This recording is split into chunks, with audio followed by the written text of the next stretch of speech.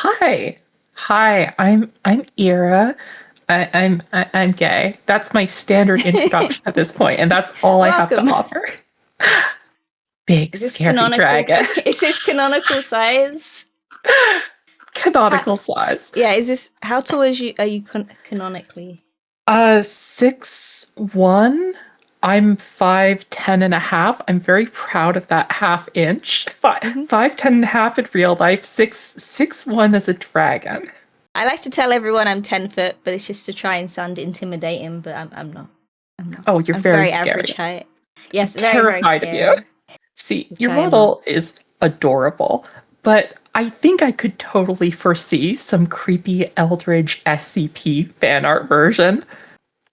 I have a couple pieces of art from I think one in particular from my friend Hindi that it is kind of creepy. I'll show you afterwards. I'll send you some of the things. But yeah, I wish I could do more creepy stuff. If I had unlimited money for the commissions, I'd be getting some messed up scary stuff. Like It's all glitchy. Botorn style body horror or Shiver Yeah. from Yeah. popular block game vintage story. Everyone loves vintage story. Yeah, I'm not a big fan of like blood kind of gore, but then when it comes to like glitchy and like eldritch stuff, yes, that'd be so cool if I could have a model like that. Maybe one day. So, based on that, you're into analog horror, probably? How do you feel Yeah, about yeah, analog horror? I'd say so. Yeah, I quite like that. I actually originally I used to be kind of a horror streamer because I would play Dead by Daylight like every stream, and then I realized that it wasn't worth the mental anguish, and I basically stopped playing Dead by Daylight. I might go back. I'm well acquainted with the mental anguish of playing a single game ad infinitum. Yeah, it was kind of thing where people kept telling me I was okay at it, like decent at it. So so I was like, okay, I'll keep playing. But then I was kind of just playing because stream wanted me to, and yeah, I don't know. I'd change it up. It's good to change it up, I think. Oh, definitely. I found Yes. that I got the most refreshed, I suppose, by ideas when I had the ability to change games and choose Mhm. something new from time to time. I would get into a rut and really work myself into that rut and struggle to become more flexible if I didn't have the ability to shift what I was doing. That being said, I have spent like 700 hours on Vintage Story lately, so maybe I'm talking out of my ass a bit. It's so good. It's such a good game. It's like Minecraft, but like I feel challenged and I feel like I'm actually accomplishing something. Definitely a sense of accomplishment. I like to say that I remember every time I make like a clay pot, I'm like, oh, that was that clay pot that I Yeah. handcrafted by myself in I'm a hovel. I'm being bougie now. I'm making the different color clay pots and stuff like with the beehive kiln. Oh, too rich for Just my everything, blood. all like white plates. Anyway, I should I I don't. should introduce you more. Yeah. I There mean, you yeah. go. You're welcome to introduce me. Yeah, I can introduce myself. yeah, Wait. you can Hi. do. This is Cinders on Cinders VT Twitch Tuvalu. Okay, let's start. Let's start with my first questions, and then as we're going along, I'm sure we'll think of other things to think of to talk about and ask questions about. Okay, first thing. When did you start streaming and why? What inspired it? So a year ago, a year and 2 days ago, I Mhm. started streaming in this form. I did a bit of like patchy streaming before that, where I did VR streaming, like Beat Saber and all that, but that wasn't like proper streaming. I really got into it, putting almost like 5 to 7 days a week.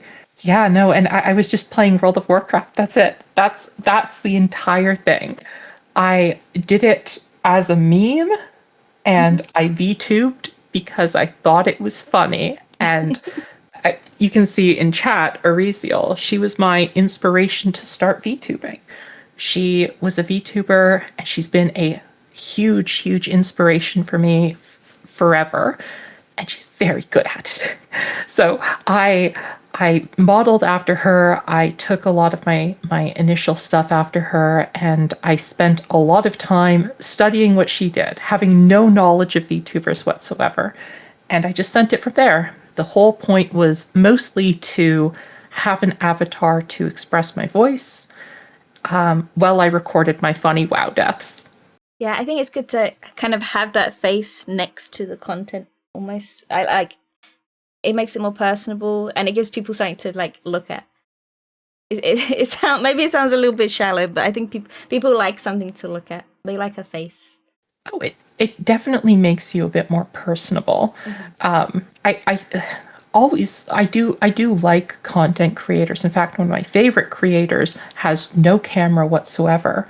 But I suppose it provides another avenue for people who don't just like listening to content. They like seeing the content, watching actively, and makes them feel a little bit more comfortable, I suppose. It feels more human in a way, despite it being an anime character most of the time.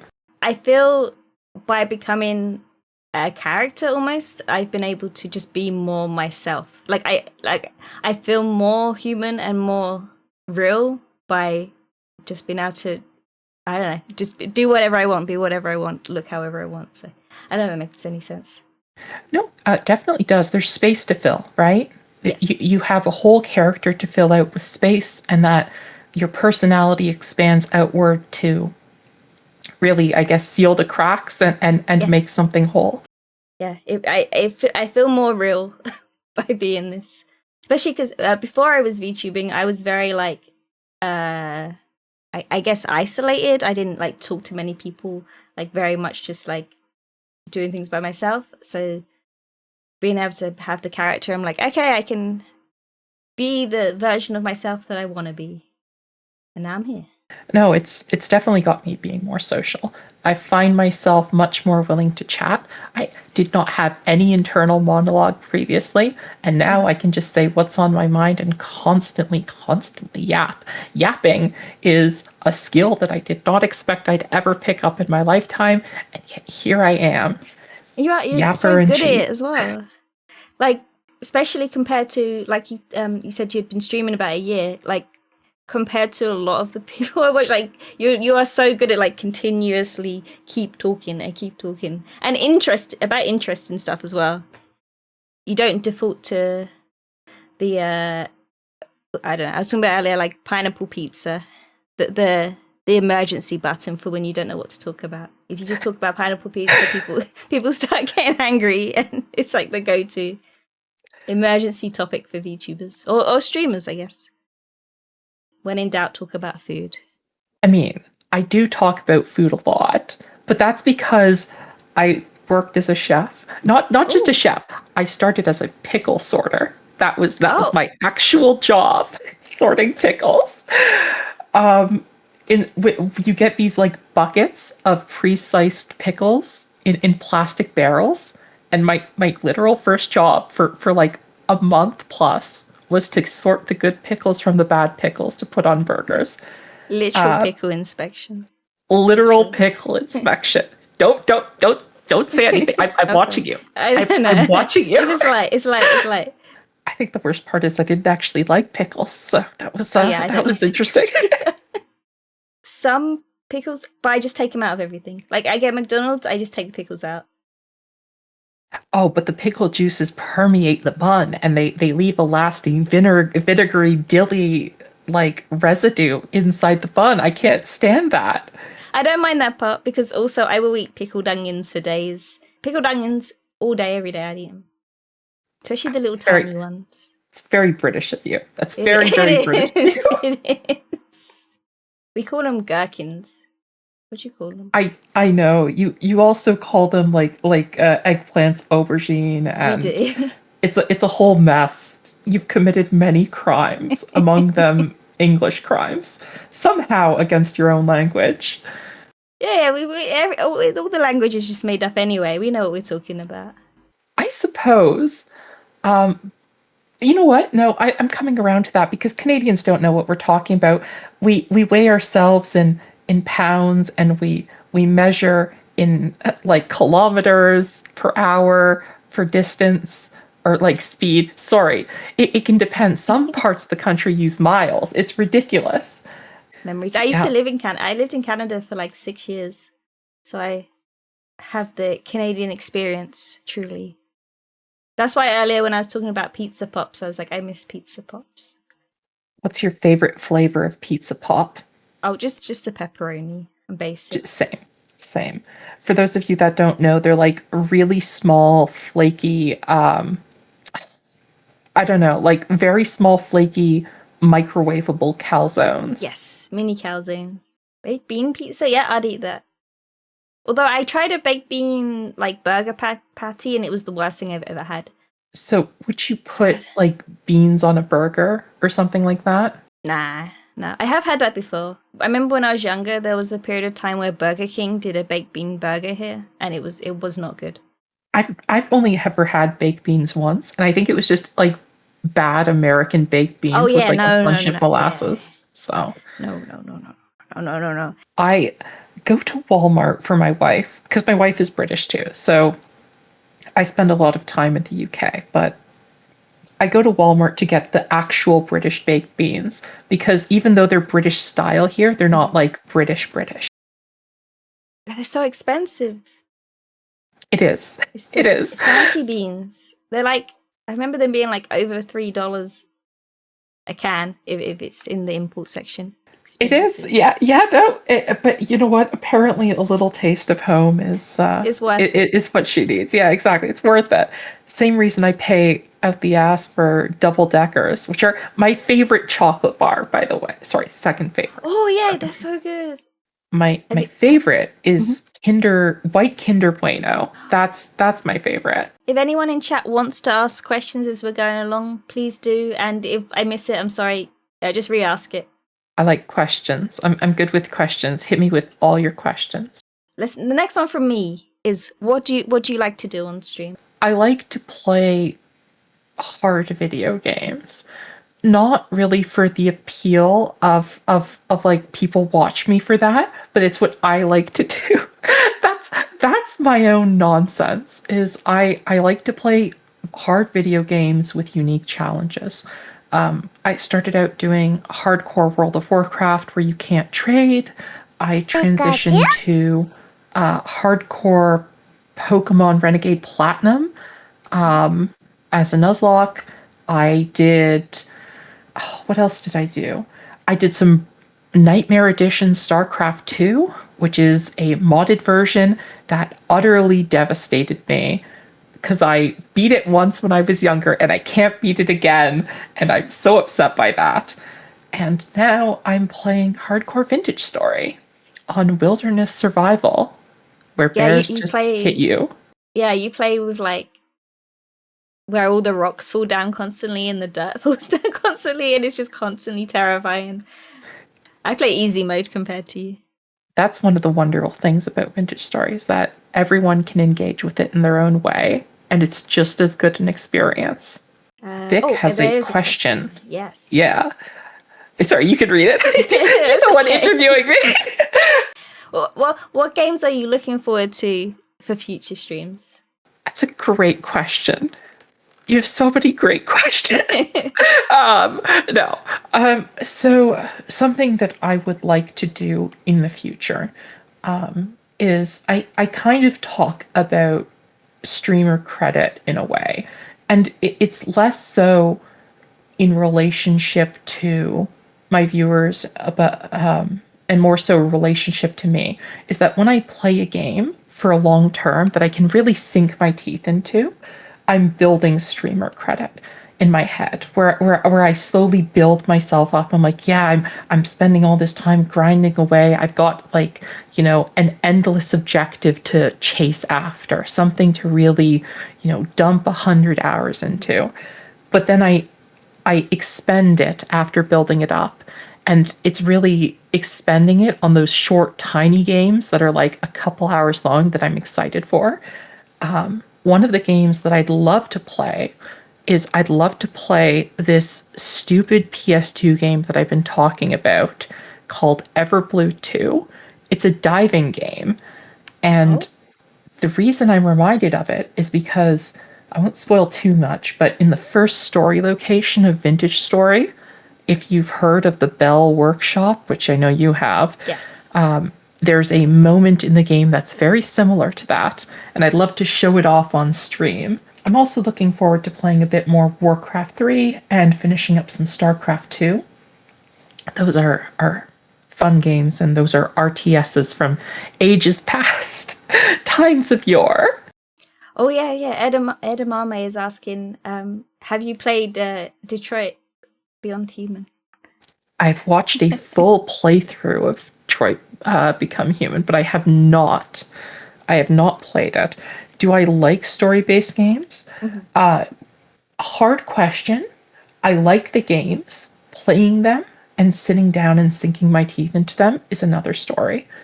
I find that there are a lot of games out there that require your full attention span and require you to invest in them. And the attention economy is a very, very difficult subject nowadays, right? When you can just open your phone and scroll. You have to sit down for these games and put yourself into them to get out of them and to get that enjoyment out. And story games are super hard like that because, I could just watch someone on YouTube play it, right? And it's hard to reconcile. It's hard to do. Yeah, I definitely prefer like the open-ended sandbox, like me living my own kind of life in that world kind of game, compared to a story-based one. I think there's a lot of very good story-based ones, but I much prefer like the Minecraft vintage story, like that kind of thing. Next question, because actually we have so many questions. It's the first time that there was so many questions submitted. I couldn't put every single question in. What are your hobbies outside of streaming? Well, streaming is kind of dominating everything at the moment, but I love D&D. I'm a huge, huge D&D player. I play a ton with my friends, my close friend group. I Dungeons and Dragons, cooking. In the summer, I love water sports, so like wakeboarding and tubing. If there's kids around to take them around on the boat, that's a ton of fun. Otherwise, that's kind of just the pillar of who I am. Not much more to say about that. I also just play games basically. I need to go outside more. You do more outside stuff than me, it sounds like. And I'm in such a good spot. Like I can go London and I don't. I just stay in. I mean, okay, water sports. Here's the thing. When I first went to meet my mother-in-law, or I texted her, I think. I said to her, "Oh, you guys should come cottaging with us sometime," because that's just a normal thing that you say. In like, "Oh yeah, we're going to go cottaging." For those of you that don't know, why don't you elucidate the British word cottaging? I don't actually know. Basically, you can. Okay, so cottaging, it means something inappropriate with somebody else. Is it? So to say that I want to go cottaging with your entire family is not a good thing to say to your new mother-in-law as like a first conversation. It is a not safe for work thing. So just, Rose, I am a big, scary dragon. Big scary dragon. Terrifying. Utterly petrifying. Yeah, you have a towel. You have everything, and you also come in many colors. I Did do. you want to show off your colors? Yeah, I Go can show for you it. my colors. I have a customizable model. My model is purchased and has many forms, and I was like, I can do something with this. So rather than just have one, I have 7. A whole rainbow. A whole rainbow of dragonflights. It's great. So I don't really have a theme. I don't really have much else going on, but I figure, it's a cool gimmick. And it's interesting to have a gimmick. I like the goth one. I like the IraGoBrr, I think. And that's your whole That's thing my as wife's well. favorite. Because of how your name is, you can put everything after go. It says IraGo and then everything. Irago food, IraGoBrr. Yeah, no, it's great. It's quite effective. I guess I got lucky with my name. I didn't intend for it to be like this, but happy accident. How did you decide on using that particular customizable model? Um, accident. Accident. I stumbled into everything I do on stream. So every single thing that I've ever done on Twitch has been one little accident after another. I didn't used to have this model. I used to start as a model that was very boring and very reminiscent of me rather than anything else. Oh. It was brown hair, green eyes, and glasses. I experimented with another one that was like a generic pink-haired anime girl, but after a while, I was just like, "Oh, I found this interesting weird model. I'll make a funny character out of it," which was this one. And it's largely stayed the same ever since then. Mostly just because I haven't bothered to change it. No, I it works haven't so bothered. well. There's a lot about it that's, surprisingly coherent for what it is. Just as I can show you the full thing. I wear these shoes in real life, and they're like the only shoes the model could wear, so that's It good. works. It's quite distinctive as well because I always think red and black is such a good color combination. I think I would have if I hadn't have gone for pink and then found basically I was just pink and black and then I used a glitch effect and the green popped up out of it and I was like, oh wow, that's so good, and I kept it. But I think if not that, I would have been red and black because I think it's my favorite color combo.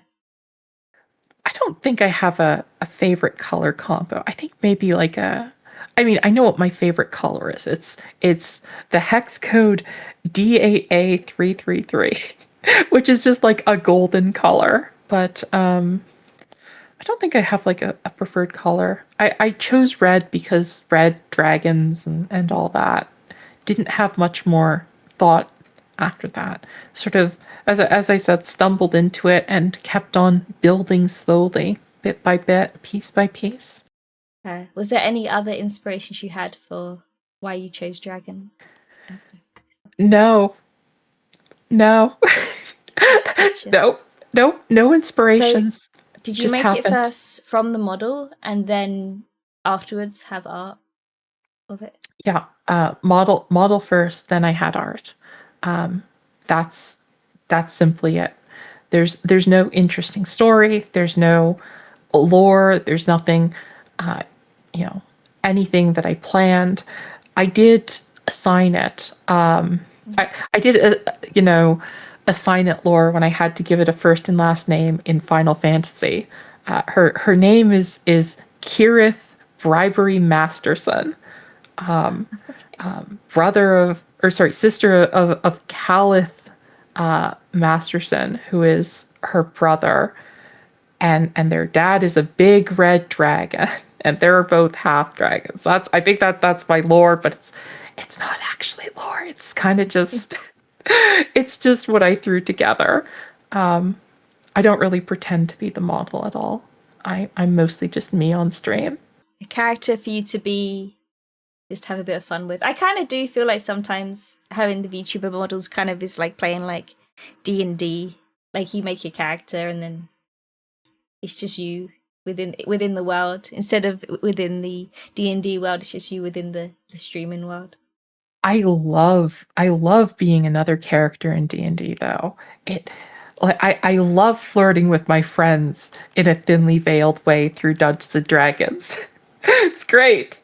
10 out of 10 experience. But no, to be honest, my experience is completely different. I don't really take on the character that much.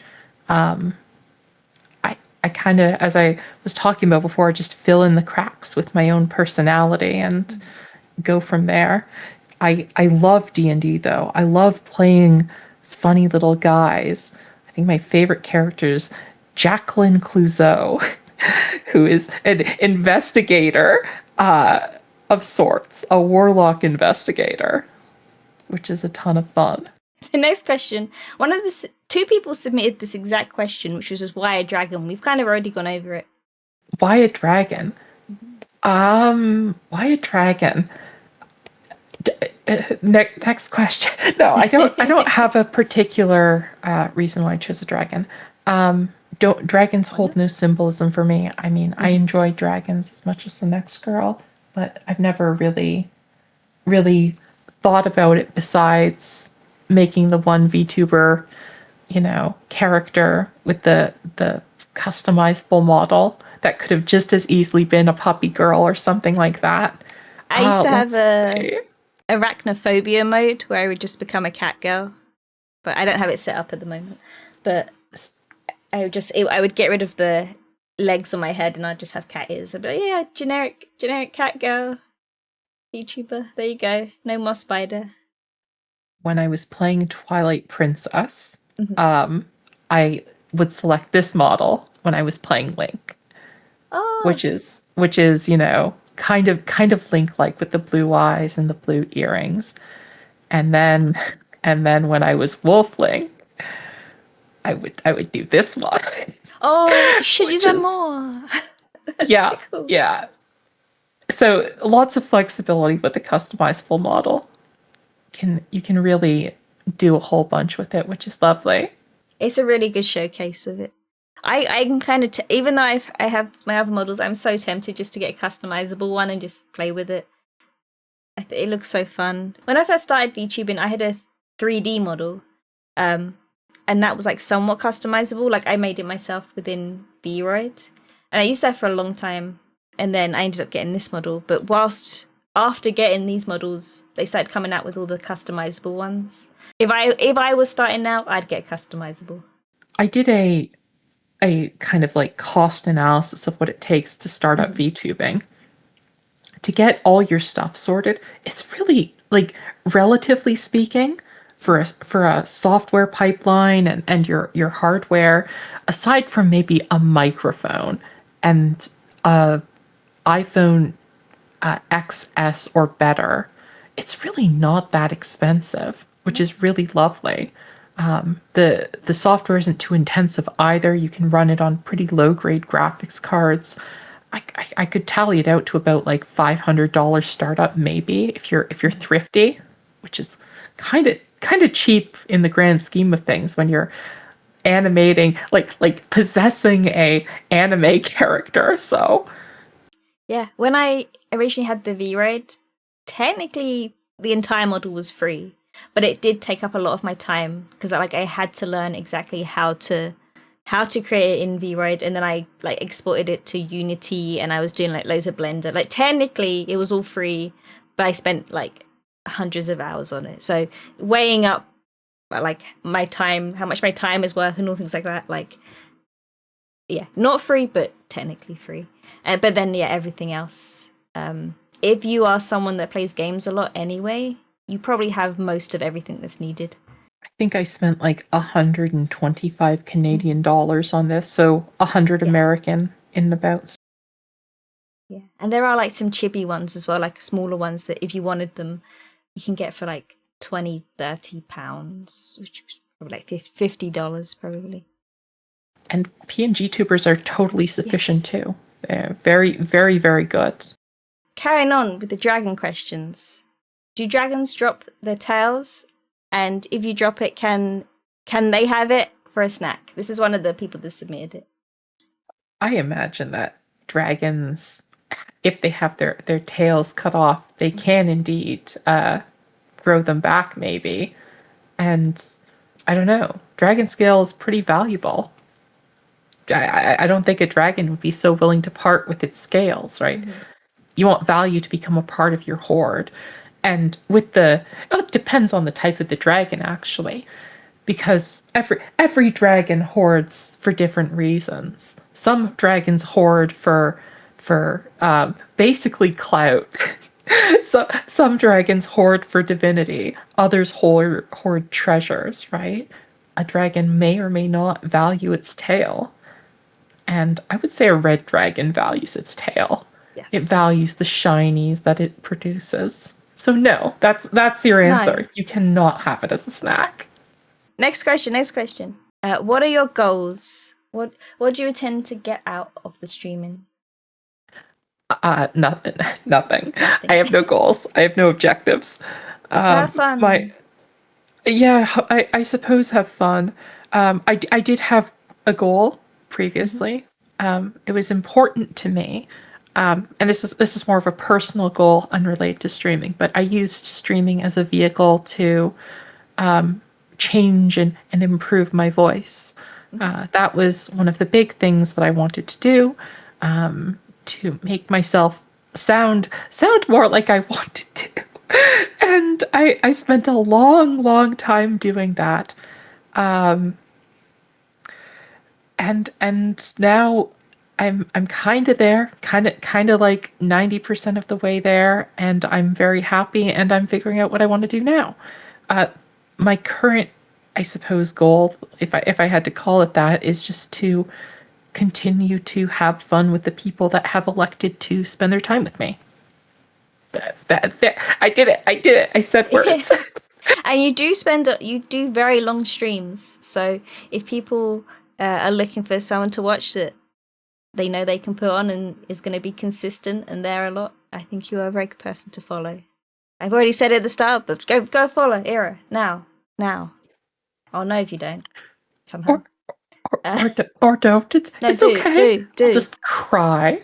I'll just She'll just cry. cry. Yeah, it's fine. It's fine. If you're okay with crying, then Yeah, no, but voice originally, mhm. obviously I talked about World of Warcraft. I played World of Warcraft, and now I'm just kind of floating around existing. Best time to voice train is just like streaming is yesterday. The best time's yesterday. The second best time is right now. That's the thing we try to tell ourselves when we think we're not good enough at something. Look, it's been a year. Hmm. One year of talking like this to going like this. Not just 1,000 hours. Easy peasy. I think you sound great. Genuinely, I think a lot of people are there because of your voice. Honestly, I very good appreciate voice. that. I appreciate everyone who says anything nice about my voice. It's what I yearn for. It's pure serotonin. Doing the VTubing stuff. I think you mentioned it a little bit before. How did you learn about VTubers? You mentioned your friend. Yeah. So I was one of those people that memed on VTubers. I was like, come on, you're really, really. You're gonna pretend to be an anime girl on the internet for fun? Little did I know. I I would fall like many others have. That's how I learned about VTubing though. My friend Ariziel, who streamed, I mimicked her and eventually took off doing my own thing. I think it's good that you came into it kind of from a different viewpoint of what a VTuber should be, and I think because there is an element of it that of not taking the VTubing side of it too seriously, it kind of frees you to actually have fun with it.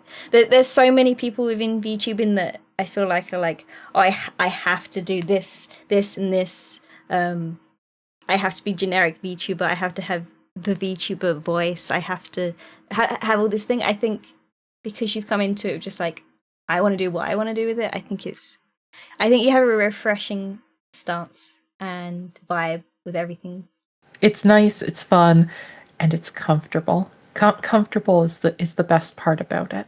It's very nice to get live on stream and know that I can have just underwear on sometimes and nothing else. It's Exactly. great. Next question. Next question. Next See, question. yeah, Rose likes your voice. Thank you, Okay. Rose. I'm gonna pretend I'm not completely blushing right now. What do you do with Lyra? And where is she? Who's Lyra? Lyra was a very briefly the pink-haired model I previously spoke Ah, about see. that accompanied my more IRL character I made. There are a lot of Lyra fans out there, and she is currently stuffed in a closet somewhere, currently unable to speak because I haven't rigged her mouth right. But she will regain her voice someday, I'm sure, someday in the future. They do enjoy her for some reason, even though she doesn't play well with VBridger. VBridger is so good. Like, when I originally got this model, it didn't have VBridger, and I liked it. And then I was getting my other model commissioned, and I was like, I don't need VBridger. And then I got it for this model, and then suddenly I'm like, I can't go back. I need it. It's so good. It's nice to have a model that reflects your face. It's one of the things that I've seen in other like VTubers, so I'm like, oh, I want that. I want a model that makes all my mouth movements. I like doing this face. I know, it's great. Wide mouth. What do you think makes a good game for a stream versus a bad game for stream? How much you have fun with it. How much you have fun with it, and how much you can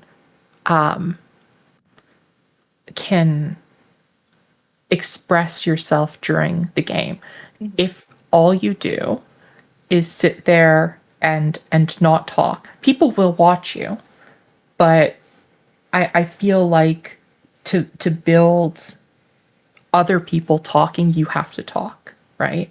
And if a game prohibits you from talking, then it's not a good stream game.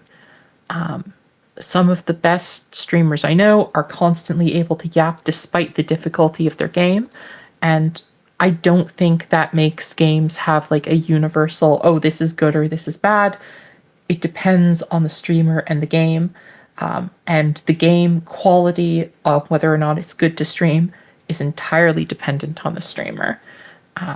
Example for me is that World of Warcraft, 99% of the time, nothing's happening, but 1% of the time I have to lock the fuck in. StarCraft 2, 99% of the time I'm locking in and can't talk to anyone, which is it's unproductive. It's very unproductive for making a stream that people enjoy. At least streams I enjoy. I don't think I'd like watching somebody sit down and like grind out a crossword puzzle without talking to me in my kitchen or whatever. But there's like, you know, if they start talking to me like, oh, what do you think this answer is? Then it becomes more engaging. And I think streaming's a bit like that. Yeah, I kind of feel like that with RimWorld, because I love RimWorld so much, but I end up playing it where there's just like hours of just like not really a lot happening. Where it's just like, there's just the people are just running around doing their thing, and I'm like, I'm going to play the rest of this off stream, and I'll be back when something interesting is going on, or where I'm trying something new. If you're just sitting there watching a game, like you might as well just find someone to watch on YouTube. So you want to have at least some of your own personality shining through when you're playing a game. I think that's why I like the Minecraft vintage story type of thing, because you are telling your own story.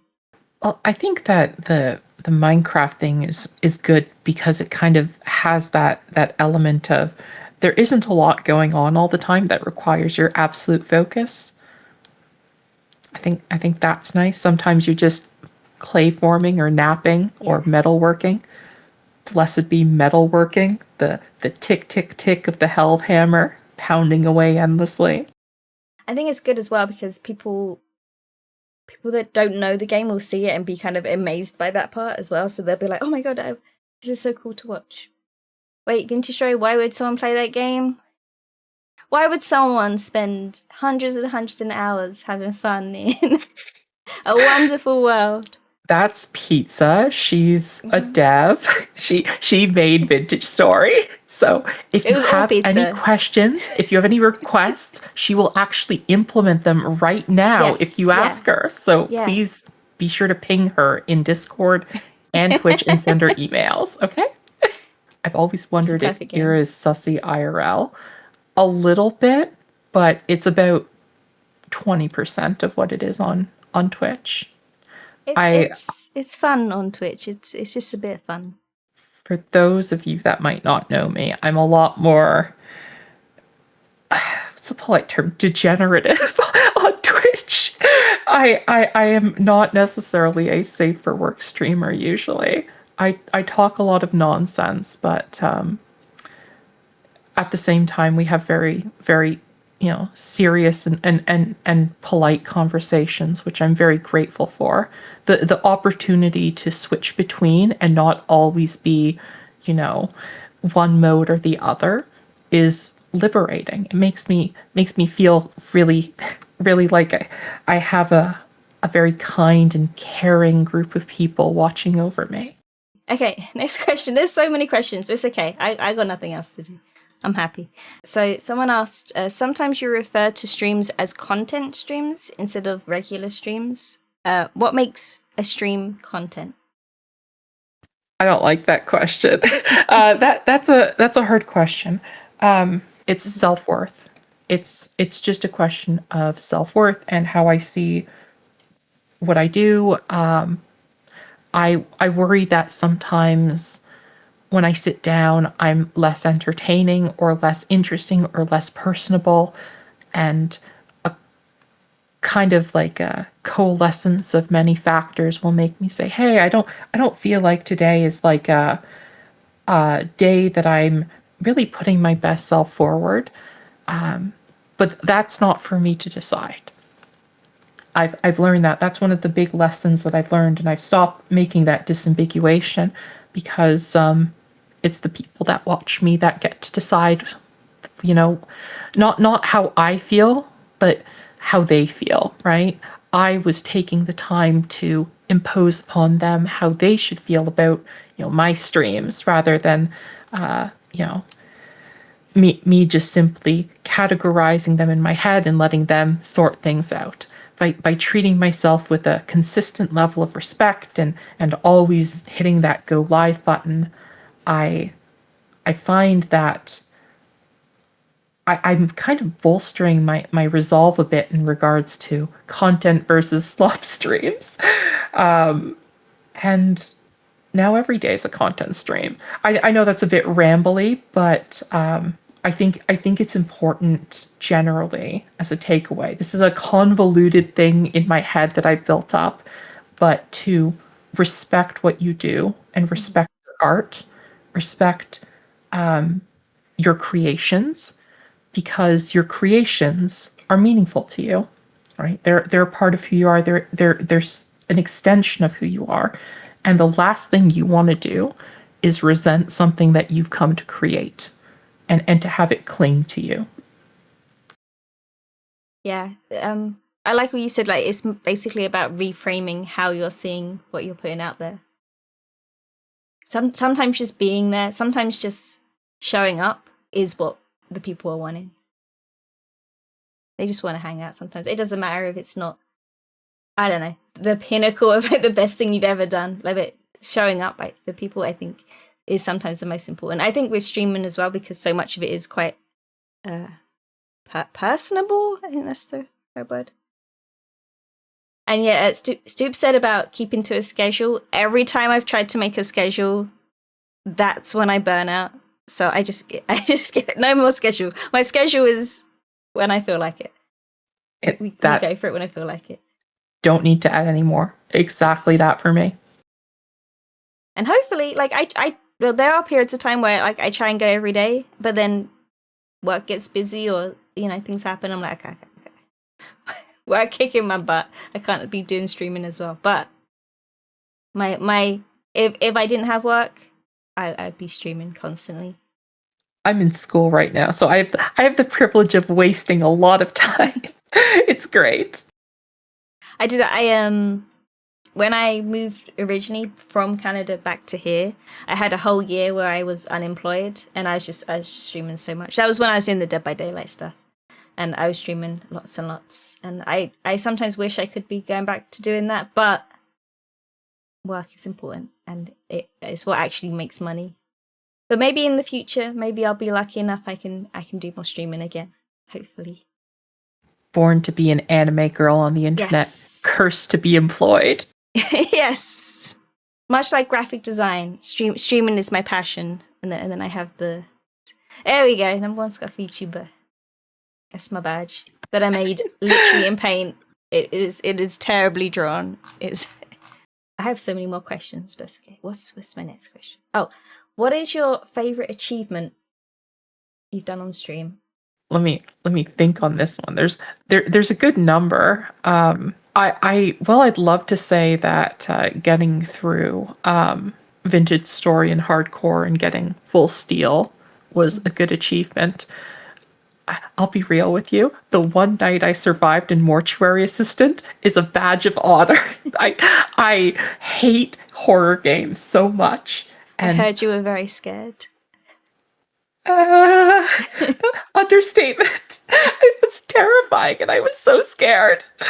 But yeah, no, under pressure, it's an intense game, and if you're not ready for the horror, it can scary, spooky, scary. Yeah, I couldn't. If it has jump scares, I'm out. I can't do it. I I hate Phasmophobia for that reason. I mean, I love Phasmophobia. I played a lot of it, and I want to play more, but I hate it when they grab you from behind and the ghost hunt and oh, it's spooky, scary. Oh, Stoop asked, how did you take it when your content started gaining traction? And what did you do to maintain that? I didn't. I Just a natural. have gone through a lot of waves of being concerned about growth and about people watching me and all that. And eventually I realized that those concerns were making me have less fun. Mhm. So all I do is I just go live and I chat with the people who have been so kind to dedicate their time to me. And that's how I've been continuing. Growth is a weird way to put it. It's an objective truth, but I don't really take any pleasure in that whatsoever. I more just take pleasure in the fact that like holy shit, there's people that are fucking here to watch me, and some of them are crazy enough to like actually have me appear on their phones like with a notification. I would kill someone if they texted me. And you're You let willingly me. subjecting yourself. Yeah. You let me interrupt your day. Exactly. So that's what motivates me to keep going, rather than anything else. And how as for how I took it, I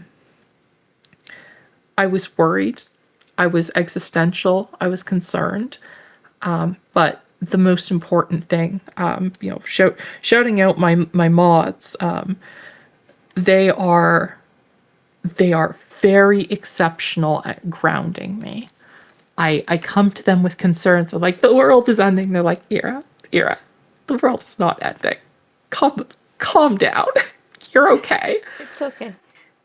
Having Doing a great. bunch of stable mods that help steady you and work with you and understand your needs and your vulnerabilities, especially your vulnerabilities, is essential to surviving in a foreign world like like streaming is to me, where I wasn't a social person and now I talk for 8 hours a day. Marco says there's still a newbie mod. I was a mod for how long? 10 minutes? It was too much power. Every time, Did I mod you? yeah, you were like, I'm Cool. gonna put a stain on your reputation or something like that. And you modded me Right. for like 10 minutes. Yeah, no. Punish you, make you a mod for a titty tuber. An utter black mark on your record. when I was first starting streaming, when I had like one or two people watching, I'd have people come in and they clearly only wanted to be there to be a mod. They would come in and be like, "Oh, I mod for 20 other channels. Can I be a mod here?" So then I kind of ended up making it a rule for myself that I'm like, if anyone asks, they can't be a mod. Like, I will choose the moderators. Because yeah, people would just be. And when I did end up getting affiliate, it's like right at the start. When I did end up getting affiliate and then had a couple mods, all those people that were doing that just left and never came back. So I'm like, okay, they were just collecting swords from different people. They also really wanted me to play Mario Maker. I just very distinctly remember someone constantly wanting me to play Mario Maker and just wanted to be a mod. I actually kind of like Mario Maker. It was like content I watched when I was like much younger, but I kind of liked it. I was a young adult, like an old teenager, I suppose, and Mario Maker consumed my life. I think I liked Carl Sagan, 42. He's a good guy. Oh, they're my rules. I changed the rules up a bit since then. I should probably update them in Stream Elements. I know I removed one about self-promo because I kind of came to the conclusion that people that come in and have bad intentions are just going to do it anyway. And then I didn't want to accidentally stop people that come in and talk about streaming because they're just enthusiastic about it. Because I want people to be enthusiastic about their own things they're doing. Unless if someone comes in and is like, oh, I really want to stream this thing, I'm like, that's great. I don't want to be like, oh, how dare you mention that streaming exists, ban. Because some people are a bit like that. I mean, there's a couple ways of going about it, right? Talking about being a streamer is one thing, but I find that there's of course the other side of it, which is I this is a peeve of mine. I don't want to be too toxic about it, but sometimes someone will be like, "Oh, I'm going to go watch X streamer." I'm like, "Okay. Well, I hope you have fun watching another streamer. Take care." Like I don't really know how to respond to that one yet. It feels a little bit stiff. I'm like, "Oh, you're gonna you could have just gone." It's like you could have just said, "Oh, bye. I hope you have a wonderful rest of your day," kind of deal. But no, some people are like, "Yeah, I'm gonna go watch someone else." I'm like, "Ah, right." It feels like an unnecessary statement in a way. Yeah, it's like they almost are saying like, be better. It's like, I'm sorry, I'm trying my best. But I kind of do feel like I'm at the point where if someone just does say that, I could just say like, okay, goodbye. I try and shrug it off, but still, sometimes these things like, do affect me, right? It's I find myself very emotionally influenced by the buggers in my screen. I mostly get emotionally affected because I feel like it's something I'm doing rather than what they're doing. I think maybe it's more so that I internalize it. So like if someone says they're going somewhere else, I'll just think of it as like, that's fine, they can do what they want. But it's a problem. I should have been better. Maybe it's a reflection of myself that I probably shouldn't be doing. It's something to overcome, I think, in time, for me at least. I can say that. Something for me to improve about how I view myself and my self-worth. Yeah, I think I changed up the rule about the sexual messages thing because I'm like, I know I think I want things to be safe for work, but then I'm like, I don't have full control over everything that's said. And like, especially because there has been things that's happened on stream over the last month, like few months, where it like I didn't have full control over it, so like I couldn't guarantee that things are going to be safe for work. So I'm just like, I'm going to be in that kind of blurry line of like, I know where I'm going to stand with things, but I can't control other people. For example, we had one of these shows, and then we accidentally had someone completely show their avatar nude. I was like, oh, okay. Oh, nice. Yeah, nice. I had to end the stream and delete it. I've always leaned into it. Obviously, it's more on brand for me. Initially, I was much more, well, I don't want to say safe for work, but different. I was different. I've changed. I think I've actually cooled off quite a bit, which is saying a lot, but still, I've cooled off, and I've given a whole bunch of thought into how much I want to stoke those fires, because sometimes it goes overboard, right? Sometimes you get people a bit riled up, and not everybody on Twitch. I'm sorry, you who bear witness to this conversation, you who chat in Twitch, but not everyone is the most well adjusted for, on a dime, switching of conversation and subjects away from, when things are edging the line. And Especially me. Especially me. I'm someone that finds it quite difficult when people have like multiple layers in what they're meaning. So I worry sometimes that people will say stuff or they'll be overly flirty and I'll go along with it without realizing, kind of thing. So that's also another reason why like I tend to stay away from it, because I'm like, I don't want people to get the wrong idea. I'm not very good at setting boundaries because I sometimes don't know where the boundaries are. I'm definitely an oversharer, so I'm just like, I'll confine myself with where I want to be and see what happens. I don't even know if that makes any sense. No, it's self-care. That's Yes. what you're practicing. You're taking care of yourself. You're taking care of what you want to happen, and you're paving the way for the types of conversations that you want to hold. And should you want to later, edge the line a bit, maybe get slightly spicy, you can, but you can always retreat safely, right? Because everyone knows where standard is. Everyone knows what the status quo is. Yeah. So And I think that's quite good with the chat here. Is like we have moments where like things we have like certain jokes, but I think people here know like where the line is. I've it's only ever been like brand new chatters that have come in, and actually during Dead by Daylight, it's only been like new chatters that have come in and said something like completely off the wall, and I've been like, no, you can't lick my fingers, please, please leave. I see. Oh, okay. Yeah, no, that's fair. That's Yeah. fair. Let's do our next question. Has your VTuber self bled into your IRL identity or changed you? Changed my voice, Yes. which is what we discussed earlier. Changed my voice massively. It's made me a bit more confident, made me more socially adept, and I dare say slightly more witty, which is fun. Nice to be able to come up with more off the cuff jokes. Nice to hold narratives. Mhm. And keep a narrative in my mind and be able to externalize my internal monologue. The identity, though, the identity is just me turned up to 11. So not necessarily. Maybe that comes out a bit more, but for the most part, pretty standard. Not much change. Yeah, I feel similar. I feel like the character just became more me than the other way around. It's good.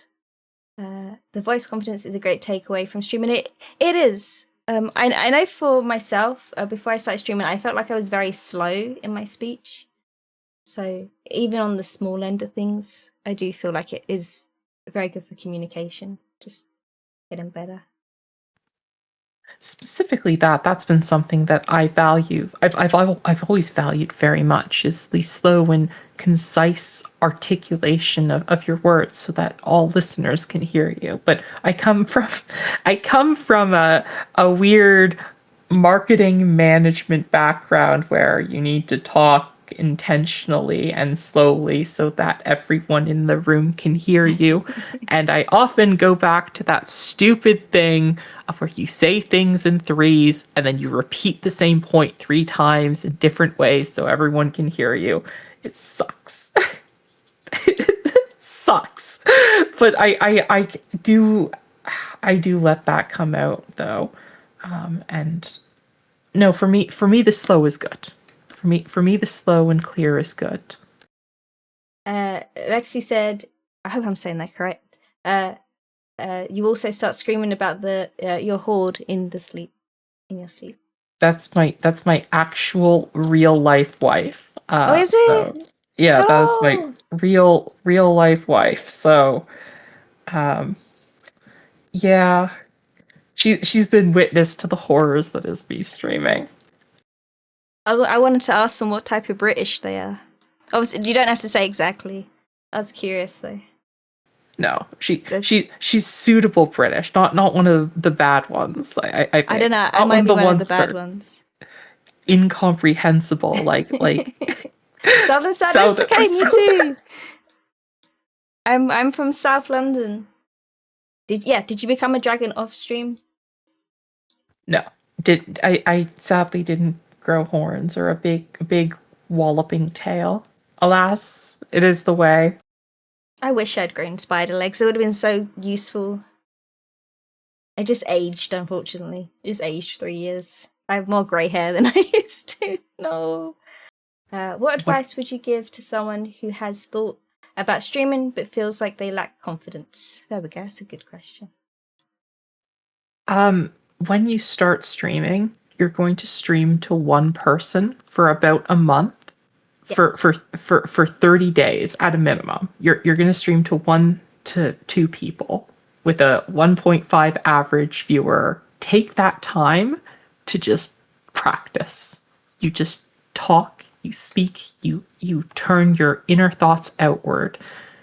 That intro time is the time that you're going to spend building up what will become later the ability to speak and to externalize your thoughts. If you're shy, it's time to learn. It's the time to make mistakes because very few people are going to hear you. And if you're lucky, maybe one or two do in fact hear you and they're like, huh, that's relatable, and then they stick around. Yeah, I always used to think like, okay, well, no one might be here, but maybe someone will watch the VOD and I'll speak as if someone's watching the VOD. I think that was always me at the start trying. What's your main motivation when picking up a new game? This kind of bleeds into a question from earlier. I choose a game that I want to play. I choose a game that I enjoy, that I can really spend some time digging my teeth into. And I don't choose something that's going to drag on or make me feel like I'm encumbered by the game, like the game is shackling me. Mm-hmm. Simply the fact that I just want to do it. That's really it. What is your favorite weapon in a video game? Oh, that's a good question. That's a really good question. There is an axe that drops in World of Warcraft in Scarlet Monastery Mhm. that allows you to spin. When there's a chance that when you hit, you just start spinning. It's called the Ravager, and I think it's the greatest gift to mankind ever.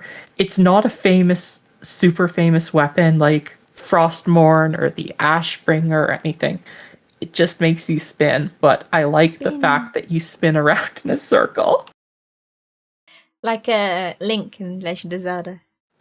Yeah, but you do it for like 10 seconds, Oh, you which just is keep wild. going. You Does it just make keep you going, move around or just in the same spot? just in the same spot. So you Ah. become a spiral of death. The pull is as soon as you start spinning, the tank has to pull everything into your radius, and the Ah, healer I see. focuses healing on you. That sounds fun. I feel like I'd want to be the person spinning. Do you ever have to worry about wrist pain from long streams? I I inherited a Herman Miller Aeron chair and several ergonomic devices that were from somebody's former life as a desk jockey. I have the best of the best supporting my posture and my wrists, and I'm very, very blessed in that I have no carpal tunnel, no back pain. I can sit or stand because I have a standing desk too. Sometimes I stream. Very rarely I'll stream when I'm standing, and even then I switch it out quickly. But no, no, I don't. I am very bad with posture and everything. Half the time I move my bed closer to my computer so I sit in bed and stream. Although I'm trying to be better about it where I'm actually in a proper computer chair now. But um, despite that, I seem to be doing okay. I don't seem to have any pains from streaming or being on the computer too long. Maybe one day it will catch up with me. But I'm lucky so far. I do hear stories of other people having problems with carpal tunnel and that. I perhaps I'm young. Maybe that's it. Maybe I'm Yeah. just young bones haven't had the pain catch up with me yet. We should keep in mind to stretch when we can, especially if we're doing long streams. Although I've done that a couple times on stream. There was one time about a month ago where I was like, oh, stretch. I got up and stretched and I like hurt my knee. I was like, I have to end stream. I hurt myself stretching. But I guess. Elderly spider lady. Yeah, I think no. so. Sometimes I worry because like I'll move and I'll feel like my bones crack and I'm like, please have that not pick up on the microphone. Because to me it seems super loud, but I think it's just it's like my neck or something. I'm like, ah, but I don't think it's ever come through. But to me, it's super loud. But it's okay. It'll be just like, you know, like spider legs, like that kind of scuttling kind of noise. I don't know. I never listened to a spider, but I'm sure they got some creaking going on. Do you have like spider noises you can do? Do you hiss? No, but maybe when I have the new model, I think that'd probably be a good idea. Especially because it does lean into the spider thing more. I feel like I'm maybe gonna get a few people that are angry. Because there's some very vocal people that really don't like spiders. See, I'm going to sound like a boomer about this. I think arachnophobia is like, I understand it exists for some people, but I think it's overblown and I think people are overreacting. It's a little bit gross that there's a spider. Yeah. Get over yourself. Sorry. Yeah. No, it is a real thing. It is a real thing. Yeah. There's a whole thing in Dead by Daylight, which is a horror game, and a lot of their theming, like the hook and literally like the entity character in the game is a spider creature. And there was like a rumor that they were going to make a spider killer, and I was really excited about it, but then loads of people started complaining about it, saying like, oh my god, they can't do a spider creature. If they do, they have to put an arachnophobia mode to cover up the legs. Everyone was like super criticizing it, and I was like, oh, okay. And then people were like, why it doesn't even fit into Dead by Daylight, and I'm like,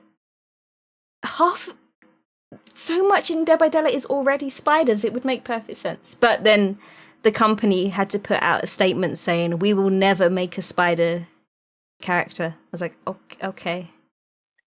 I see. You'll never, like, super hard stance and because of arachnophobia. They have loads, it's a horror game, and they have loads of other things in the game. Like, they have sorry for people that find this disgusting, they have, like, a character that, like, vomits on people. Don't they have, like, hard gore in... What? Yeah, you could put on a meat hook. But spiders, too scary. No, spiders... Oh, yeah, no, I'm sorry.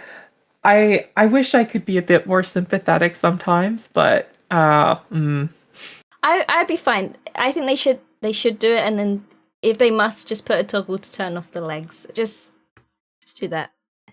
It doesn't mean everyone can't have fun, you know.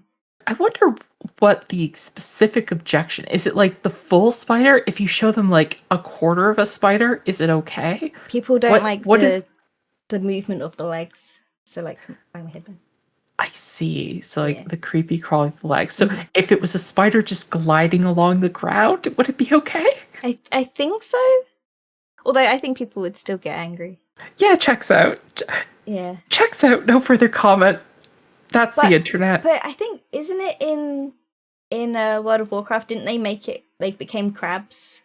Oh, it might be standard WoW in retail. Okay, yeah. I remember like they changed all their spider creatures to crabs, and I'm just like, I'm kind of scared of crabs, if I'm honest. Like, as much as spiders. I would rather see a spider. Like, if I was standing there, I'd rather see a spider than a crab.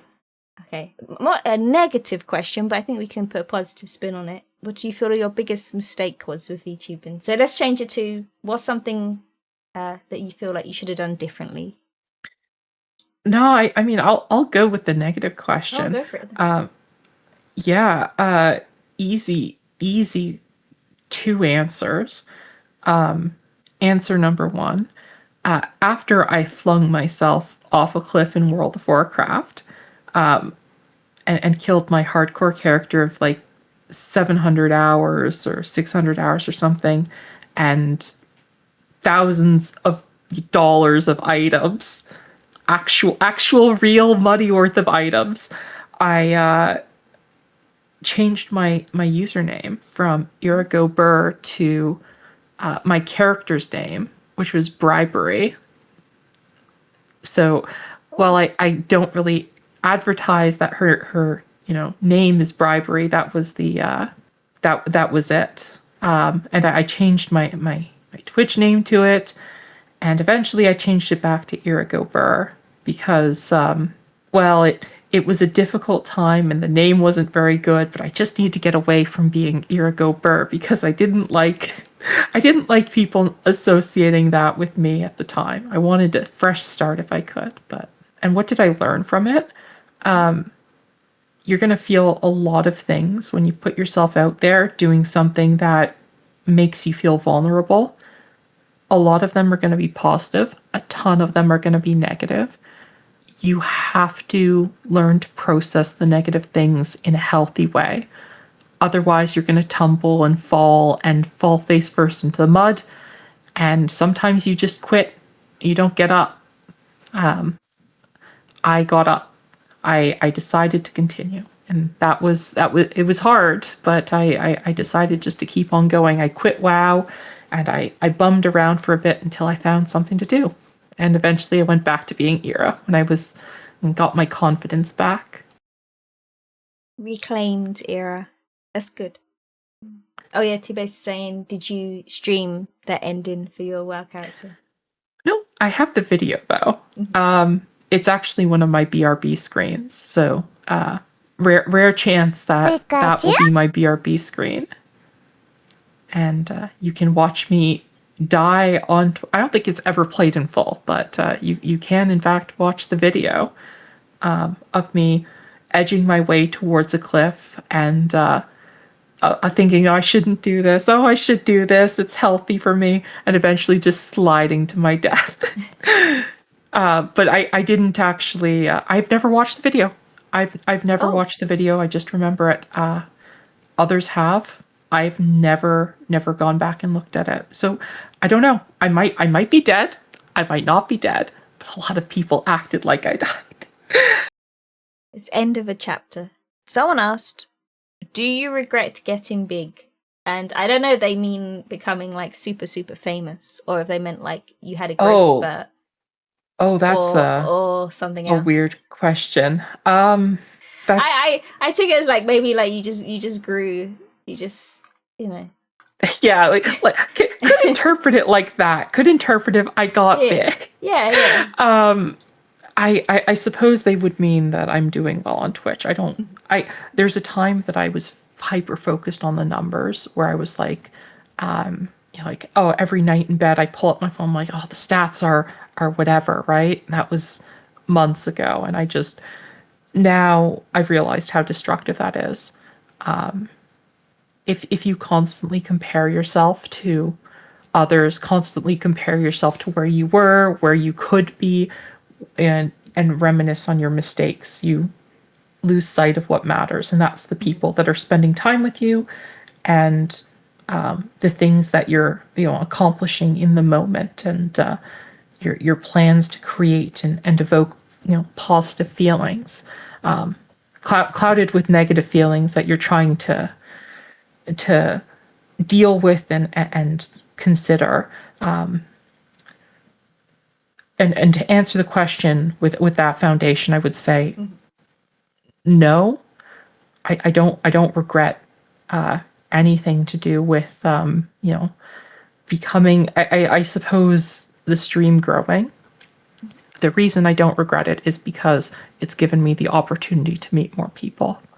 And if I was insular and rejected people, I wouldn't have met everyone that, for example, plays Vintage Story with me on the server, right? I wouldn't have met any of them, and they bring me a lot of joy as a person, and I'm very grateful for them.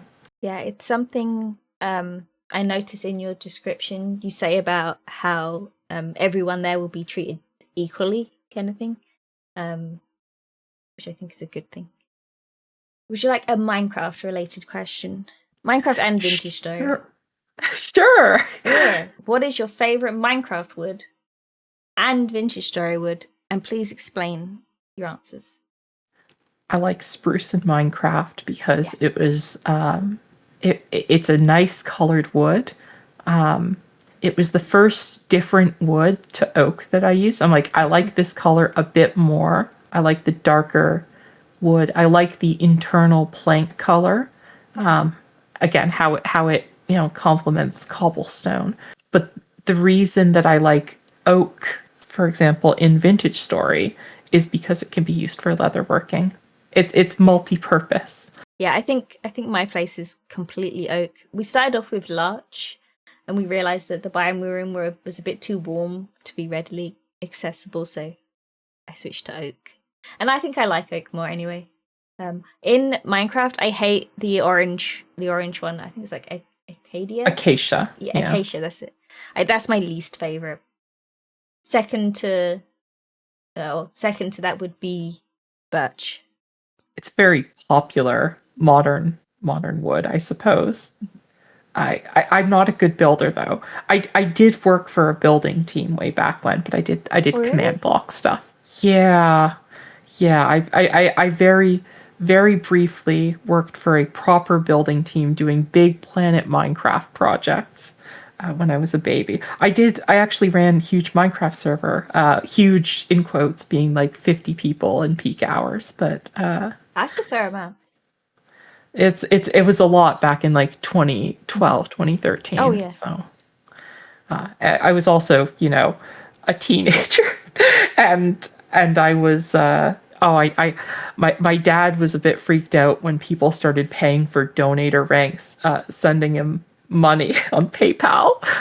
I remember I moderated for a server, but it was run by like a big VTuber. Not VTuber, there wasn't VTubers then. YouTubers.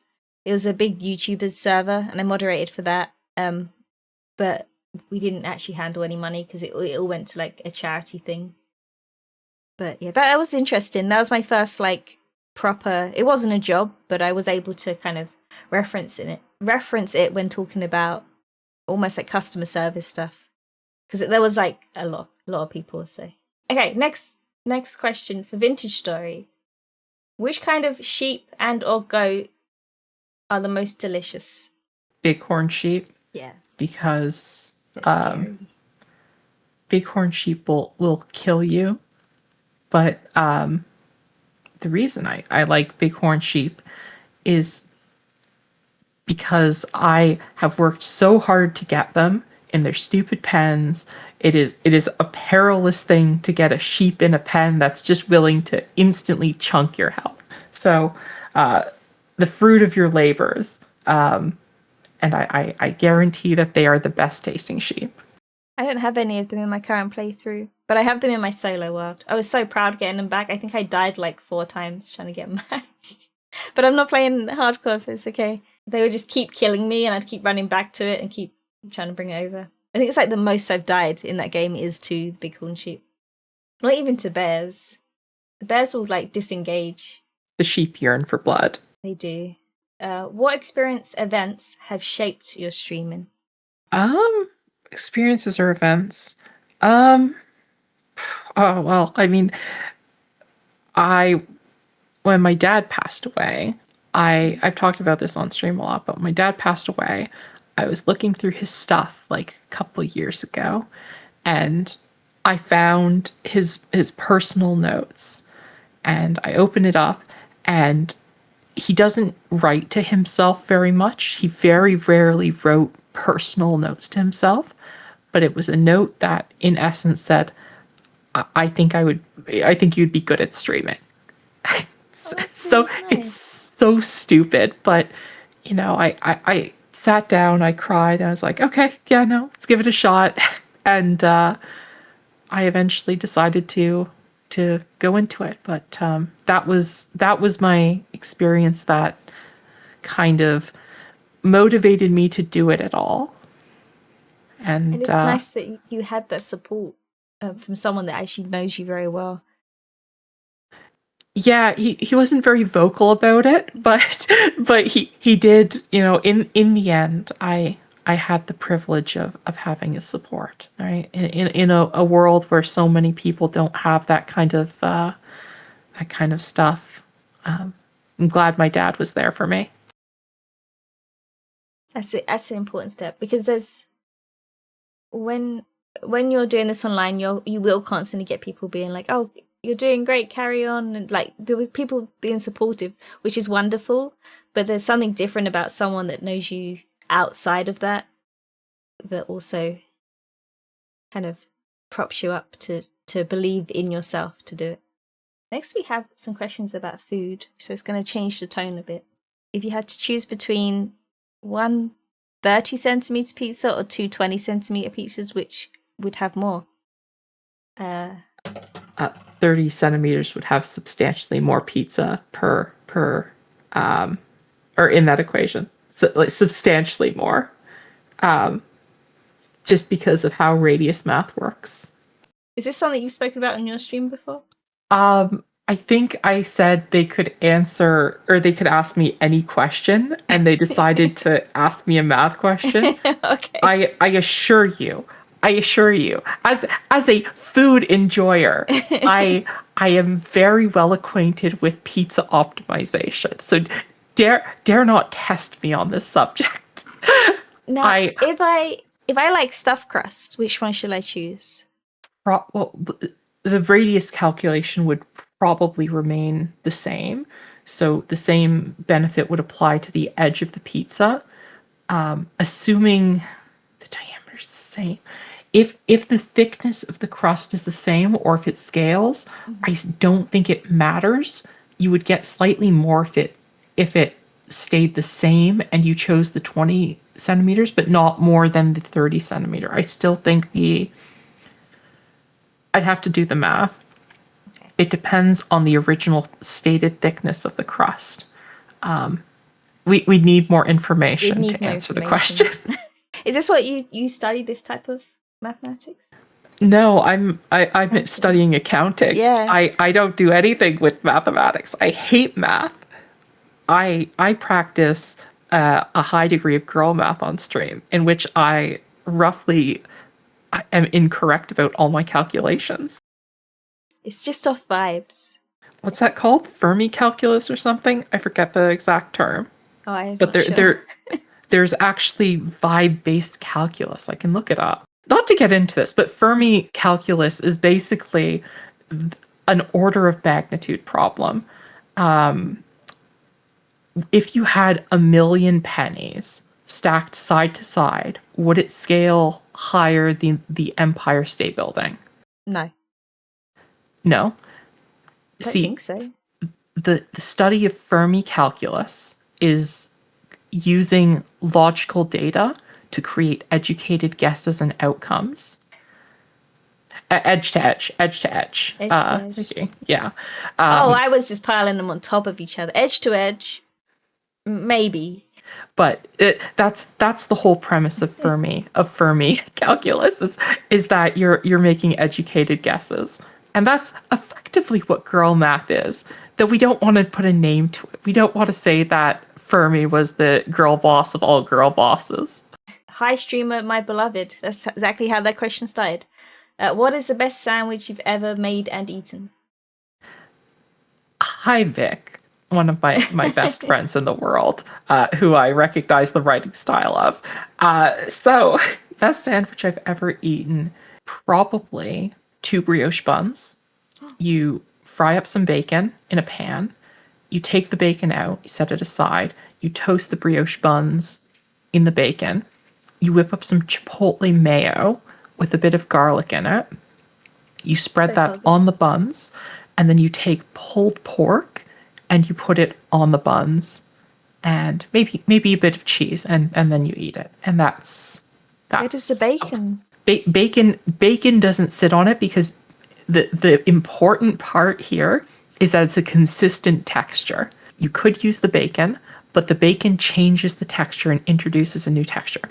Less is more with cooking. You still have the bacon flavor. You don't need the bacon. You can add the bacon, but you already have so much bacon in the grease. And then you get extra bacon later. Yes, you do get extra bacon. It's great. Oh, that reminds me. I ordered a burger before the stream. I ate the burger, but they gave me buy one get one free. So I actually have an extra burger to eat after stream. Oh, could I? Would you mind? Could I just have like a little bit? Thanks. The one I had was a beef burger, and this spare one is buffalo chicken. So I hope you like buffalo chicken. Buffalo chicken, exciting. I have a question for you. Do you love Why do you love sushi so much? You love I hate sushi? sushi. I hate sushi. Do you know what? I thought I hated sushi, and then I had some from somewhere else, and it was actually pretty good. I just turned out I'd always had terrible sushi. I was 12 years old in Turks and Caicos, and I went to a sushi restaurant, and I had sushi, and my gag reflex kicked in, and the rest is history. And Oh now god, I you don't eat associate with sushi. that. Yeah, Yeah. that's fair. The first time I ever had sushi was I had gone to like this gaming event for a work thing. So I was old when I had it. I had never had it until much later. I was at a work thing, and it was literally like really, really late in the evening, and they took us all to this buffet, and it was like 11 p.m. buffet sushi. It was just terrible. It was just not good. But I've had it more recently, like actual fresh from a place that specializes in sushi, and it was pretty good. And it's worth it for the spicy edamame. I think I'd be happy just go and just have a spicy edamame. So is spicy edamame your favorite sushi, or? It was technically just peas in Well, chili oil. Yeah. I more mean to say like sushi dish. Yes, Sorry. yeah, I'd say so. I'd I just more eat meant to that if I say. could. Fair enough. Yeah. I like soft shell crab. Soft shell crab's Oh really yeah. good. Shrimp tempura too. Oh, shrimp tempura. Yeah, any tempura, yeah, anything like fried in batter is 100% yes. Oh yeah, Nikki likes eel, even if he's scared of eels. My channel points are eels. We were, me and Nikki were at this supermarket, and they had a bucket of eels, and he just kept staring at the eels, convinced that they were gonna like kill us. I don't fully understand what was happening, but he was very scared of the eels in the bucket.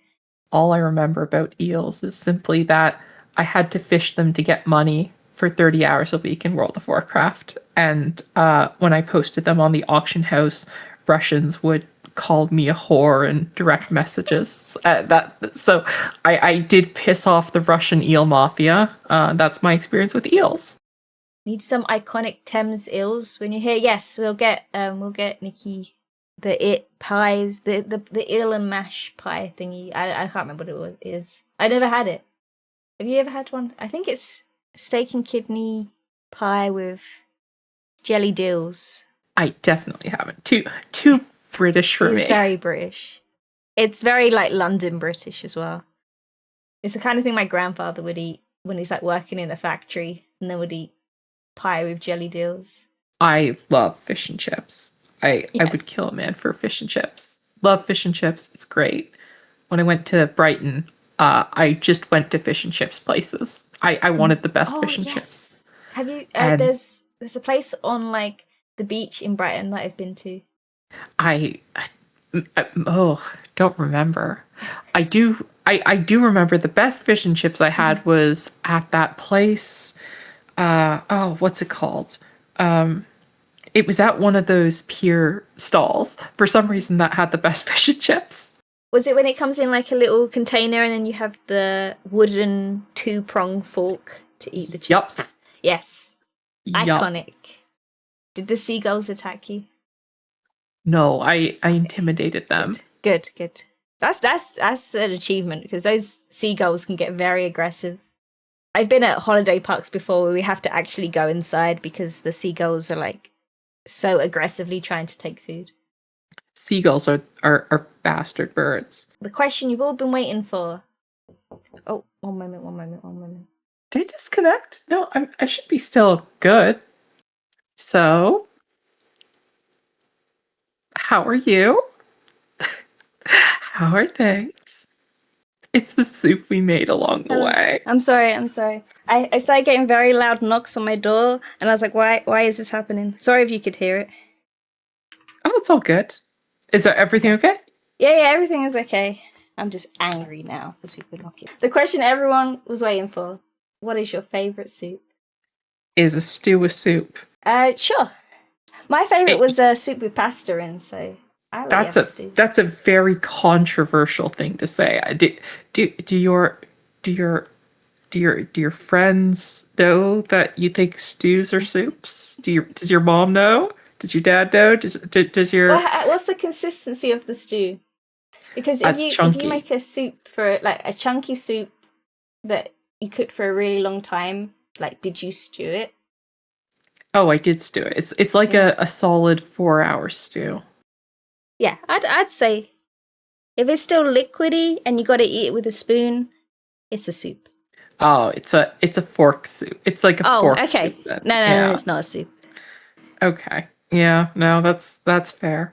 Um, well, I would say that my favorite soup is this is more recent actually. I made myself tomato soup with San Marzano tomatoes, and I made it from scratch. It was really good, and I think that's my answer is just a plain tomato soup.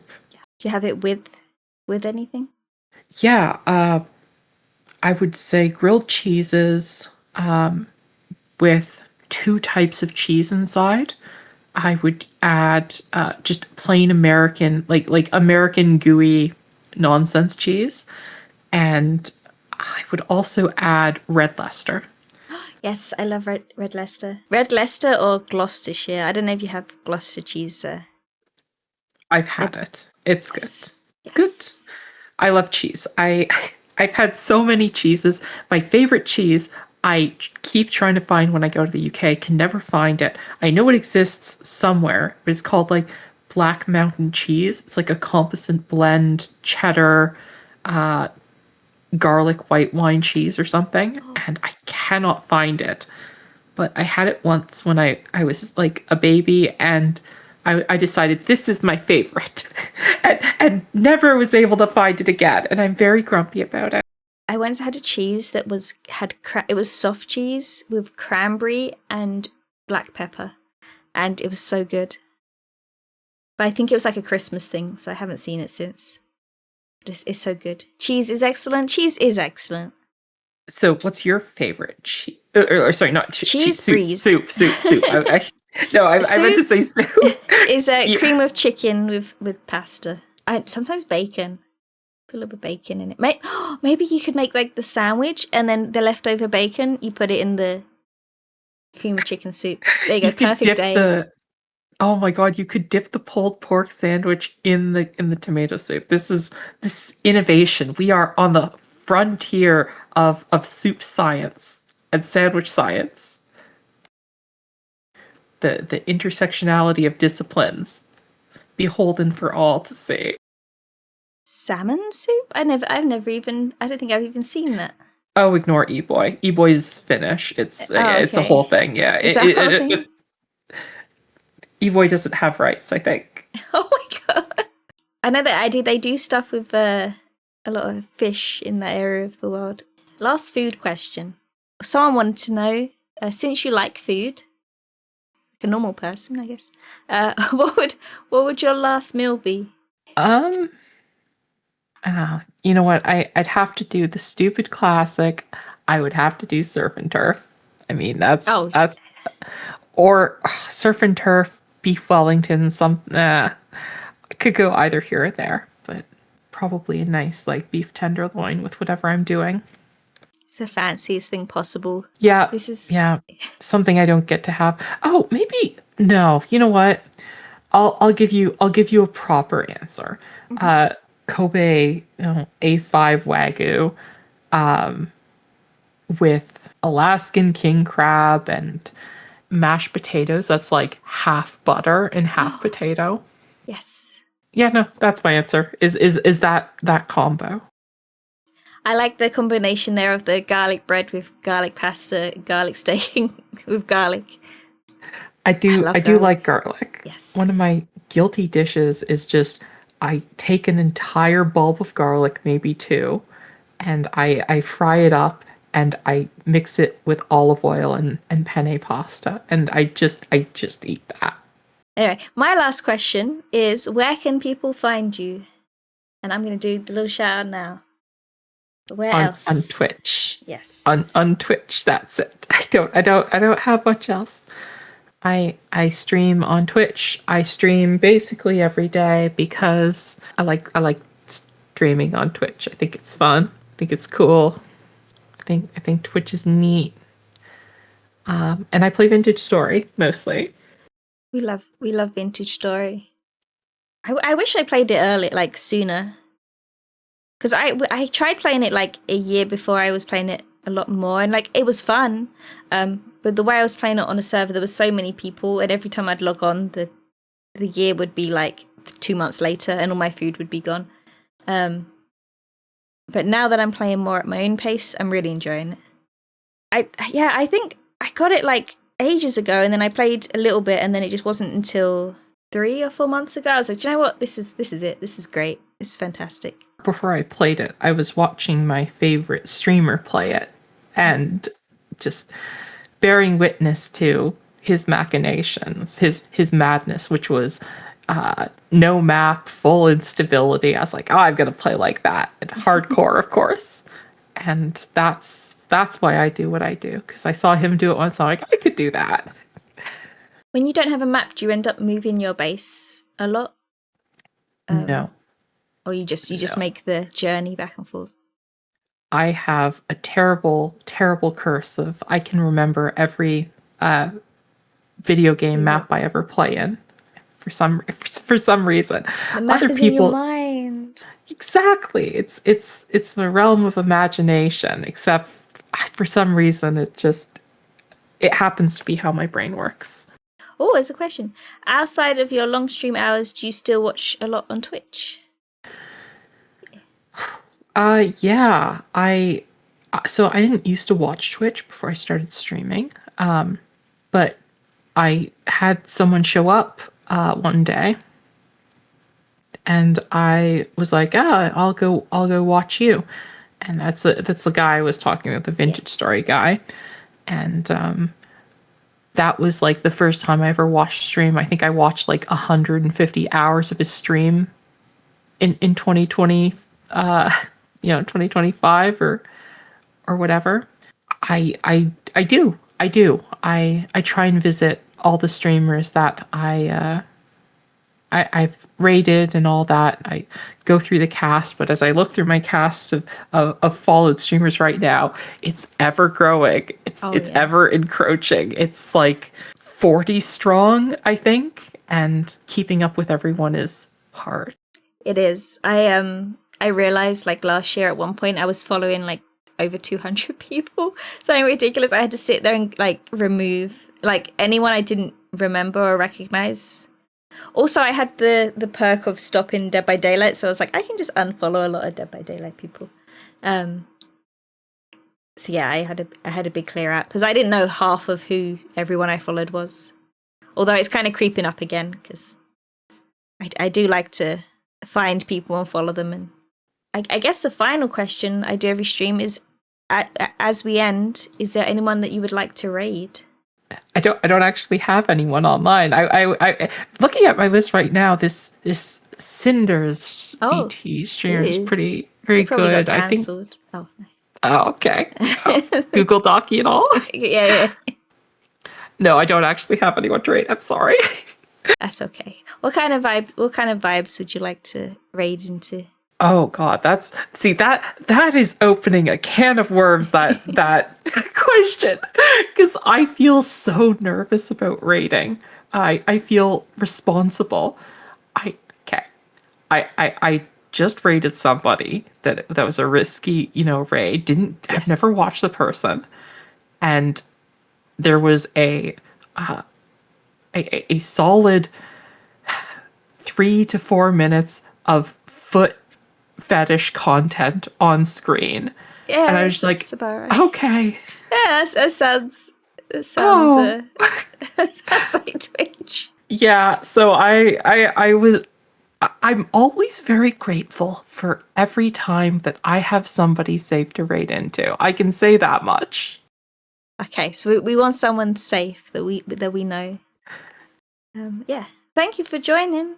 And thank you everyone for asking questions and coming by. Thank you very much for having me. I appreciate it a lot. I was very happy when you said yes, because it's always... So some people have said no, they're not sure or they're nervous or anything. So I'm glad you both had the courage and you came by and said hi. Yeah, have a good night, everyone. Appreciate you all hanging out a ton. Yes. and Stoop. I'll see you tomorrow. Hopefully. Tomorrow. Please Tomorrow. do for Ira for very consistent, nearly everyday streams. It's wonderful.